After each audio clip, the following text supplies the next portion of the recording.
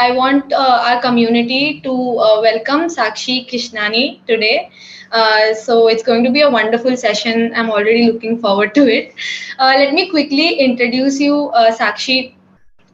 So with over 14 years of experience, Saakshi heads the role of director in the consultation practice in EY. She focuses on risk advisory services in media and entertainment. So today's session is going to be a lot of fun. I already know a couple of people are going to ask questions related to how marketing used to be so different earlier and so different now.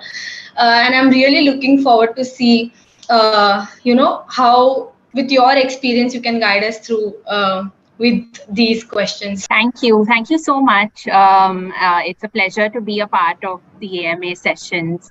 Been part of EY since a very long time. So I thought, I would love to share the kind of learnings and experiences that we've had over the years. I think we're in a very, very exciting space.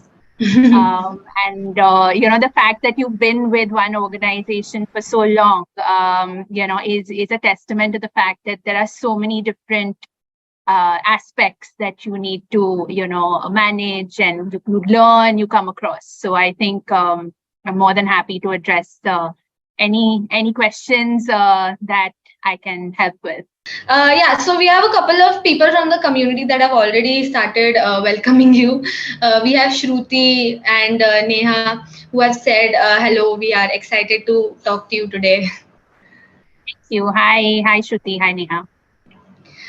Yeah, we'll wait for a couple of seconds while they send welcome text and also questions, and then I'll shoot all the questions right at you as soon as I get them.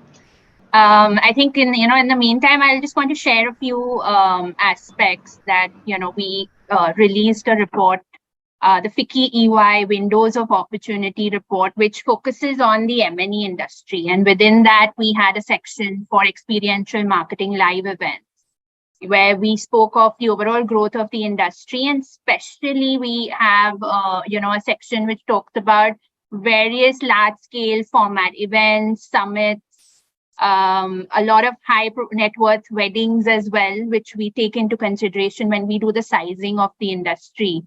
And, we were very, very happy to see that, we've crossed pre-COVID levels in terms of industry size. And, the growth rate that we're expecting is exponential. I think with the G20 summit that took place, I think everybody knows that now our scale is just so global, and India is the place to be, right? So we're seeing that. We're seeing a lot of action in terms of a lot of events, a lot of activations, a lot of new IPs as well. So I think we'll be in the next edition. I think we'll be very difficult for us to size, because I think we're going to see growth on all areas and all aspects of experiential marketing. Yeah, it is very true. We have a couple of questions already. I'll just read out the first question. It's from Ritika. Amazing to have this opportunity. In your opinion, how has the marketing world changed, which has created the demand for experimental marketing? So I think over the years, we're seeing a lot of new concepts, a lot of new IPs, a lot of new formats as well. So just to kind of, usually there used to be awards events that used to take place, right? And then we moved to an entire hybrid model. Then it was completely digital. And during COVID, the award ceremonies were taking place virtually. But now we've completely gone back to the pre-COVID levels, right? And there are a lot of new concepts that are coming, new formats, which specifically that I'd want to talk about is you all must be aware of the KBC IPL, the KBC play along that, you sit at home and you play along with Mr. Bachchan, right? So that is one program that we had worked with the team on. So I think, the fact that you want to engage people who are sitting at home as well, I think these were new formats that, have started coming into play, even in terms of a lot of new IPs, a lot of focus on tech, the tech adoption. Everybody's talking about AI.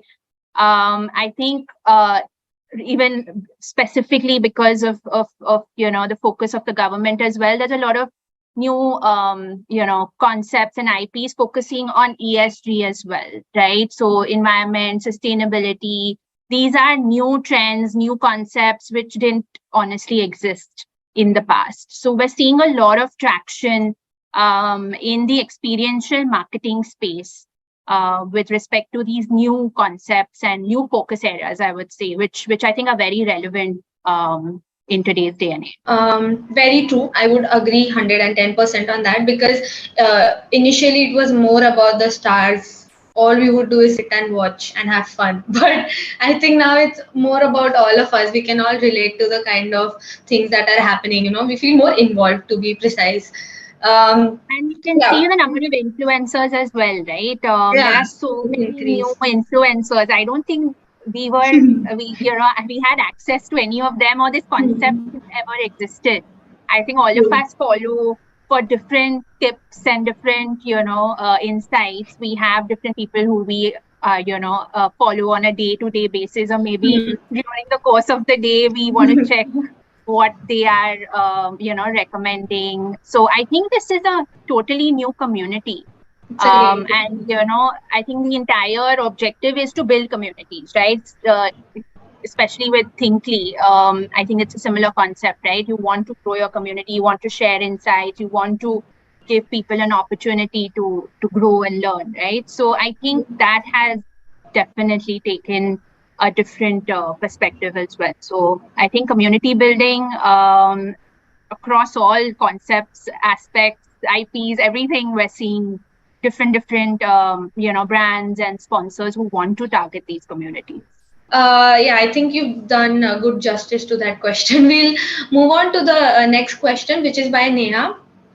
She said, as you mentioned, must have been an enriching experience working at EY. What's your biggest learning about experiential marketing? Which campaign in your mind had a great ROI? So, fabulous experience at EY, honestly, because you've started your career at a place where you get exposure to so many different people, different clients, different industries. So though I am a part of the media and entertainment sector, but within media and entertainment there are so many subsectors. There's print, there's television, there's radio, there's events, there's experiential marketing. So you're constantly learning, right? And you get the opportunity to work with different people and learn from people who are the experts. So I think with respect to the EY journey, I'm extremely grateful to be a part of the EY family, and it's just a wonderful experience. With respect to the second part of the question, which is which IP has given the highest ROI, I would say that I think it's very important from a yearly connect as well.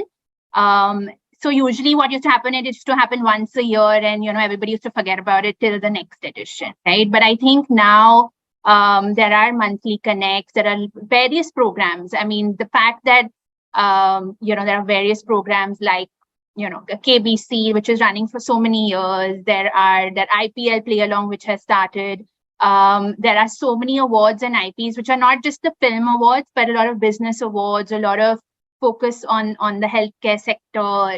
There are a lot of programs which target individuals as well who are doing good work in the industry. So I think everybody's objective is different, right? ROI, there are different metrics, there are different KPIs for each campaign or each activity that we do. So I wouldn't want to just pick and choose one, because over the years there have just been so many good engagement programs that we've run, and we treat it as our own I would say our own property. But I think a lot of new, like I said, a lot of new concepts is very exciting for us. But every IP, every event, every experiential marketing program has a different objective. So it's very difficult to kind of clearly specify on one or two aspects. But I think right now there's a lot of focus on getting third-party data, getting access to the community, right? So developing a program where you can engage with them and interact with them. I think that is very important. And that's where our role also comes into the picture, where we are setting up the entire process, the framework. We're helping clients in, creating that entire engagement process for them. So it's complete teamwork. And like I said, every client, every brand, every sponsor has a different objective, right? Some of them will just say, we want to obviously increase sales is obviously one of the end objectives, but it's more of, like I said, engagement, community building, and having visibility of who is kind of accessing the program, the data, all of that. So I think that is very, very critical for most of our clients. Thank you so much for answering that. Another question is from Rohit. Hello, ma'am. My question to you is, what are the most important factors to consider when planning an experiential marketing campaign? Another marketing campaign question. So, like I said, a lot of times what we come across is, the first question actually that we ask, if anybody wants to do an experiential marketing program or an event or, any sort of engagement, we ask them, what do you want to achieve at the end of it, right? What is the objective behind it? Why do you want to do it? Right. And you'll be surprised. Some of them will not have an answer to that. They've not thought through it. I mean, obviously, creating awareness is obviously one aspect, right? But at the end of the day, it's just not awareness, right? If there is an overall objective, there's a lot of time, effort, money that will be put on any IP or any program, right? So that's the first question that we also ask before we even take the discussion further, that what is the objective of the entire program. So I think, the fact that, these brands, the marketers, they go back, they kind of consult internally, and then they come back to us, is this is what I want to achieve, right? Like I said, it could be data, it could be engagement, it could be sales, it could be, it could be any KPIs that they have, or there might be multiple KPIs that they wish to achieve, right? Awareness, reaching certain areas, certain regions, all of that. So I think that is very important for any experiential marketing event or IP or program that you run, that you must spend that time to firstly understand your client or your sponsor or your brand. I think some of us don't do that, right? Firstly, just understand what they do, what they want to achieve, and ask these questions. And then you can, go back with some ideas on how you propose to achieve each of them. So I think that is the most critical aspect before, getting right into the execution mode. Got it. I was just thinking to myself, there is a thing called theory and there's a thing called experience. And I love how you put this with your experience, and people can just note it down, pointers to remember while you are going to make a campaign. All right. We have a very interesting question by Vivek. With the big shift to digital, online, and emphasis on UI, UX, and customer experience, do you see that the old rules of marketing have changed? Do you think Kotler needs to be revisited? Wow. So that I think Kotler will always be a base, right, for all of us. And I think for the years to come, we'll all start off with reading up on Kotler. And I think in programs, in schools, in education, even if you take any course, I think that is the foundation, right? But definitely things have changed. Digital marketing, influencers, community building, I don't think these concepts ever existed, right? We were not, I would refer to the 90s also to some extent, but where did we have access to, smartphones and I think very limited viewing of television as well, right? So right now it's a different generation, different needs, different asks.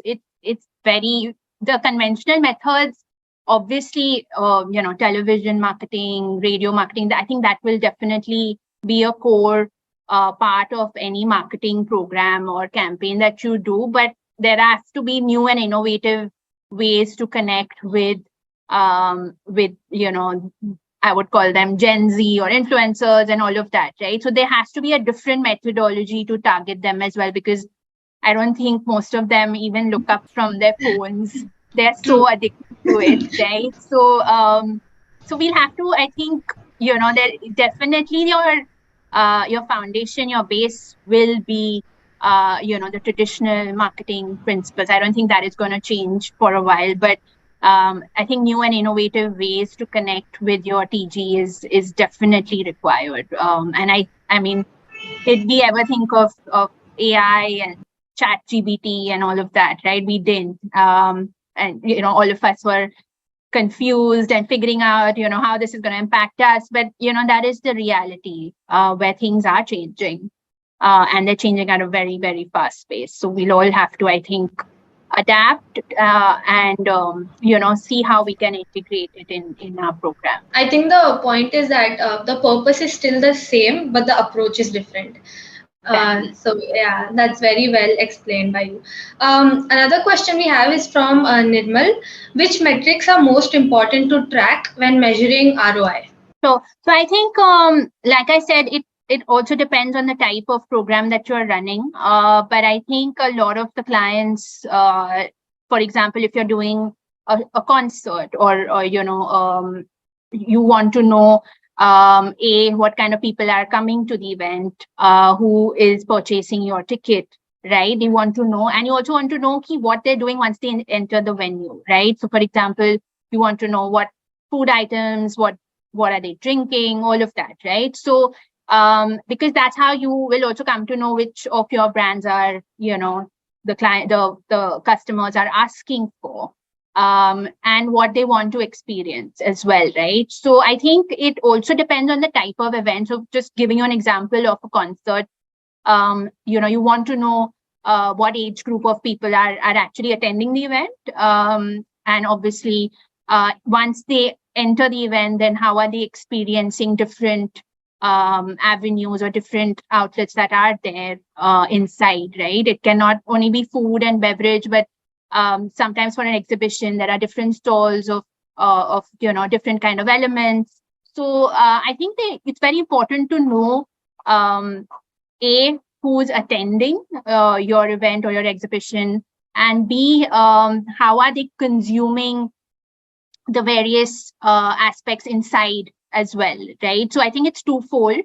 Sales, obviously, because if you put up a stall in a particular event or an exhibition, then you want to know the number of people who visited and the kind of traction you've been able to get as well. So I think it varies from program to program, but just to give an example of like I said, of an event on ground, I think right now it's become so easy because of tech.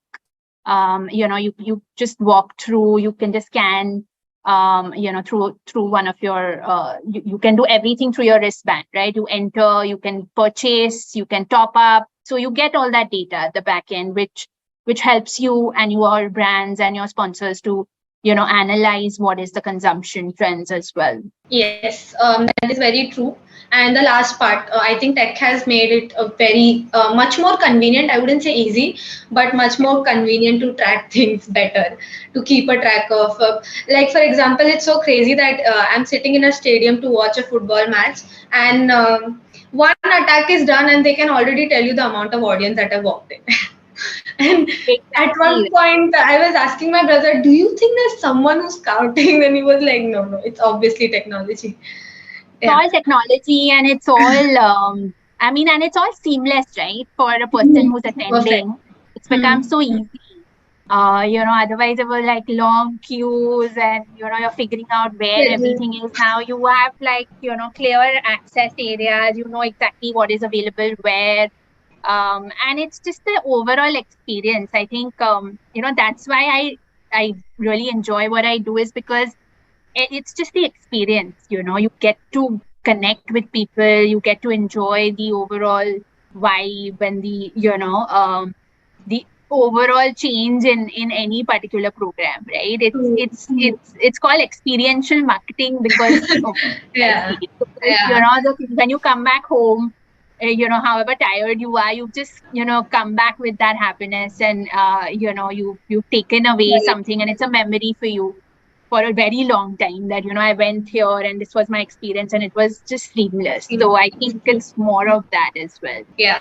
We'll move on to the next question, which is a very trendy question actually. It's from Austin. Hello, ma'am. What are some of the latest trends in experiential marketing? Sure. So I think, like I said, I think in COVID, we saw that everybody moved to digital, right? And all events, activities, programs, everything was digital. So I think now digital is definitely taken, it's more hybrid, like there is a digital element, but now I think everything is back to, on ground, physical. Everybody wants to go out and experience, a new sort of concept or a new event. So I think, so at least we're back to that pre-COVID experiences, but I think now it's even more than before, right? I think people are willing to experiment. There are different, aspects and different programs that we're seeing, especially on ground, right? There are, concerts, events were always obviously a key area, but now there are, food festivals, and there are, there's a flea markets. There are so many aspects which are now integrated as well, right? There are winter festivals, and, there are so many of them. And we're also seeing a lot of artists which were fairly, we thought not very known, but now even everybody is more aware, right, of these new artists who are performing. So we're seeing a lot of, events that are being conducted for them, and the kind of response is honestly mind-boggling. So I'm seeing a lot of shift in the overall trends on ground as well. I think another thing is interactivity. I gave you that example of, the KBC play along. People want to be engaged when you're watching television. Even Netflix did the Bear Grylls program where, with Ranveer Singh, where you could predict your ending, right? So you could actually click on which, does he take the mountain route, or does he take another trail?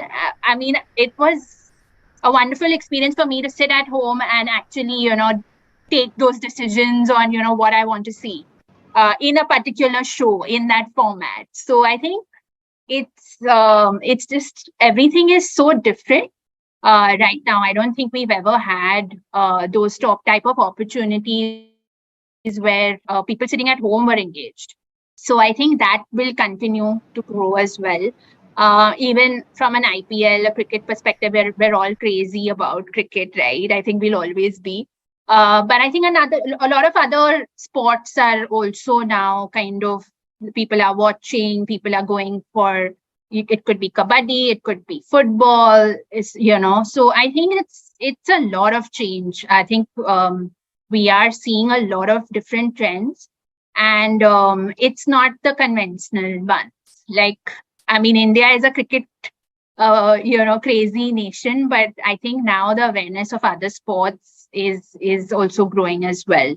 Everybody's aware of tennis, and everybody's, watching the US Open and, different tournaments and all of that as well. So I think we're seeing a lot of change. I think it's going to be difficult to catch up with the, the changing trends. Very true.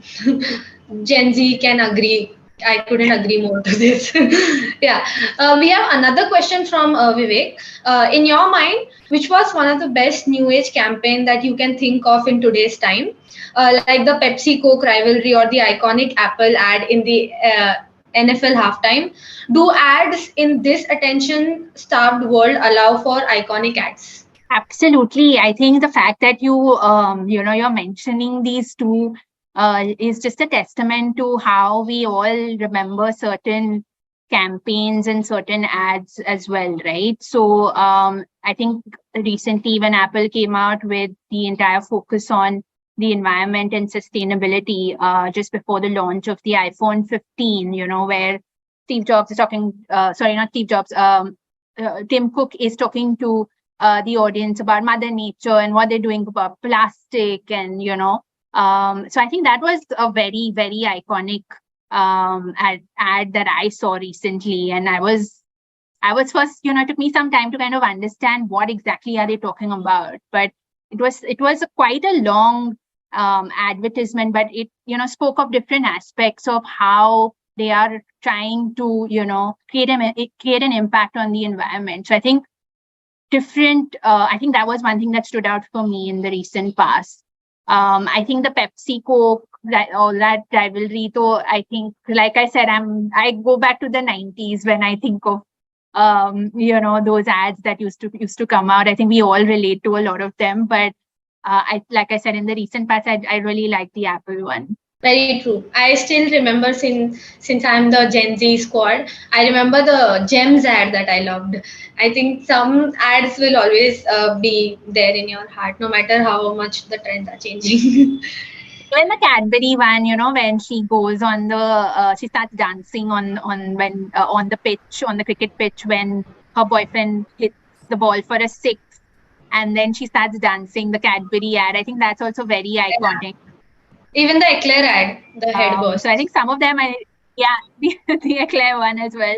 So I think I think creativity is just to another level, right? I mean, the people behind this are the ones who are honestly, they come out with such different concepts.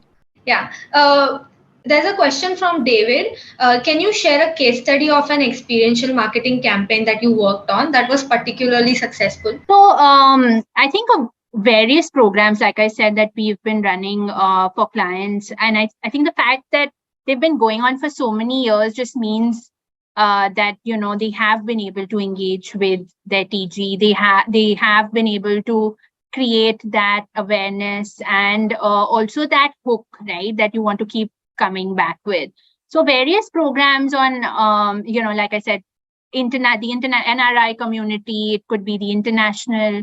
We're running some programs which focus on healthcare, which, specifically on certain individuals who are doing a lot of work for, in this space. And it was very relevant, especially after COVID, right? People, especially like nurses, who were the ones who were the backbones of the entire, industry, kind of going beyond the call of duty. I think those programs really, really resonate well with the audience. And also, I think it has that personal connect as well, right? It's an individual who has just done so much more than they should have, right?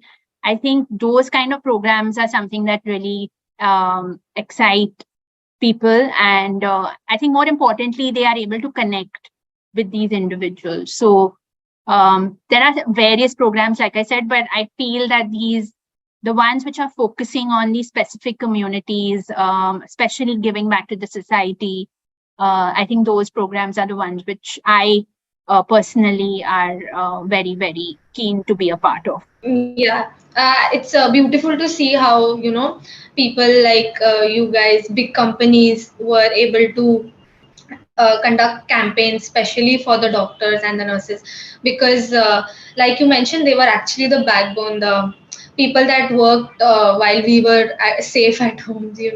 So I call them superheroes of the 2020-21 era. Absolutely. Yeah, so yeah, that is beautiful. I'll ask one last question, which is from Neha. What advice would you give to someone who is new to experiential marketing? I think that's a good question. Be open to learn. I think sometimes, we restrict ourselves too much to certain kind of aspects, or, we limit ourselves to certain areas that we probably enjoy or we're comfortable with.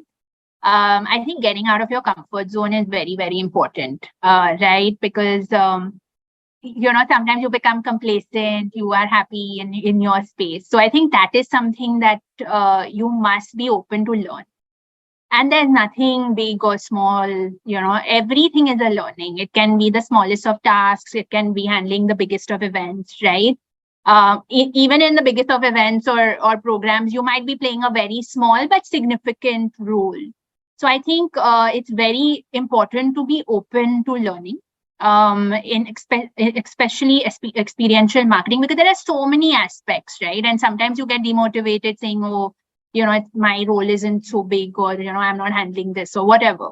So don't do that. I feel, I think we're all just, especially when you're starting off your career, and I think at any stage of your career, just be open to learning, and change is the constant. I think everybody is aware of that. And I think every program or every event or every marketing program that you do, just learn, right? And somewhere you will be able to use your learning, your experience to make the next one bigger, better, right? And be patient. It is very, very tough initially, especially when you just start working, you're overwhelmed because there are so many expectations. So just be patient with yourself as well. And I think just be a good, a keen learner, and be open to working with different people as well. I think that's where I have also learned a lot from different individuals in my career. Very true. And I always say that people of your caliber, who have so much experience, who have reached where you are right now, you all are the most down to earth, and people that can be open to learning the most. Whereas like they mentioned, new people who are just entering into marketing, they might not be that good at learning things and being accepting changes and everything. But I thank you that you were able to bring that point to everyone, that knowledge can never end. You can learn from every little thing that you do every single day. So I thank you for such a beautiful session, so insightful. I am from a different background, but now that I'm here, I am still trying to learn a lot of things. Having, being able to conduct a session with you and to learn so much from you was a very big pleasure for me. And I believe that it was a great opportunity for the community and for all the people that have joined today as well. So yeah, I just wanted to thank you for taking out time and giving us such an insightful session. Everyone must have learned so much. Yeah. Vivek has said, awesome, love the interaction. Thanks. Thank you so much. And like I said, I learned a lot. I think, that's important. And thank you for the opportunity, and thank you for all the amazing questions. And I look forward to speaking to you all soon. For sure. All our people from the community are saying thanks and goodbye. Yeah. So thank you so much again, Saakshi, for your insightful time. Yeah. Thank you so much. Have a lovely day ahead. You too. Bye-bye. Good day.